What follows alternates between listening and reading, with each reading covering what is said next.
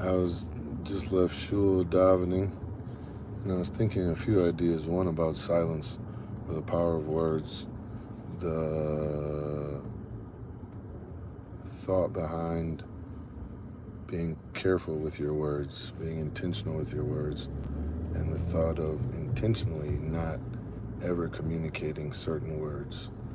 If the speech has the power to create something, then the awareness of being intentional in what one creates and understanding the impact of that creation across one's life and across the world are, I think, very, very large things.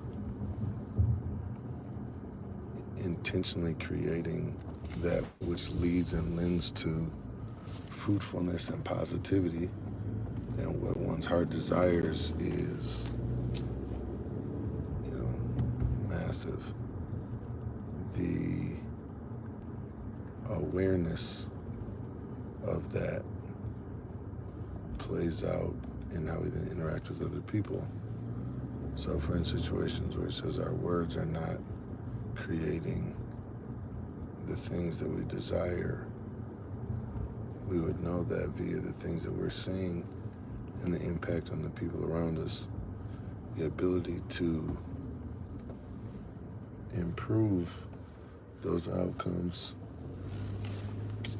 intentionally in some ways already has changed one's words, because a big part of the manifestation of words is your intent.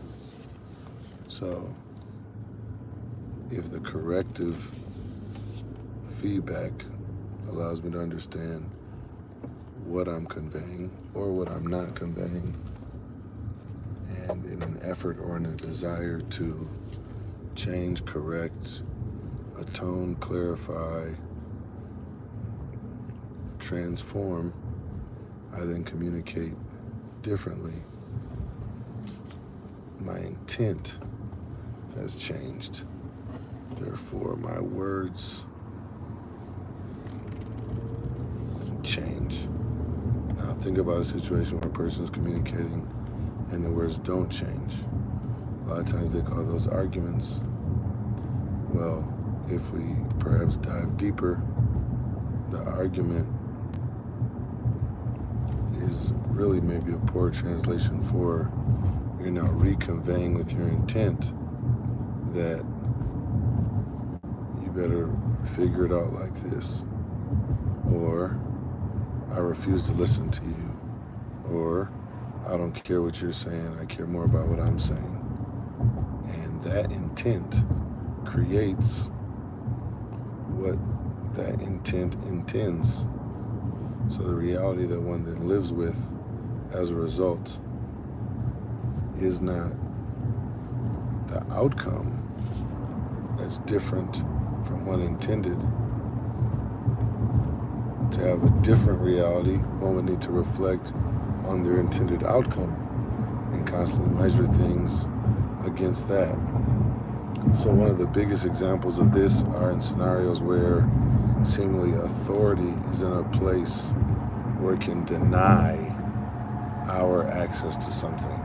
So think about getting on a flight or trying to get on a flight, and you're at the airport, you have a stewardess or a person at the gate agent, and they're interacting with you, and the conversation is tense and almost seemingly hostile, and you adjust. Why?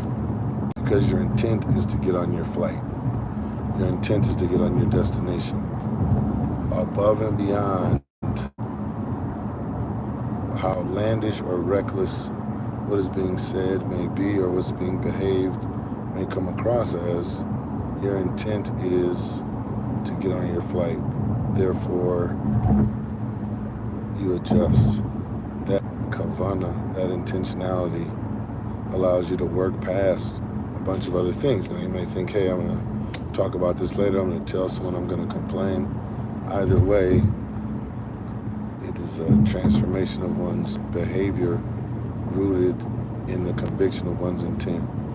So may we all be aware and mindful of that, because the higher authority that we're dealing with, that we feel is responding to us, should be God. And if it feels as if God is saying something or conveying something through the mediums of interaction, we want to change our intent or change our actions and behaviors, knowing that we want to achieve and manifest our intent. So if the intent is to get to the destination, and it seems like my behavior and my actions are putting that in substantial risk or jeopardy, I change my actions because my intent is to make it to my destination. If I know that the person or God, not at all the same thing, but just applying it across a few different options, is one that I trust to be my travel agent, then I take this feedback and these adjustments in a way that is transformational. And with that, have a phenomenal day and blessings.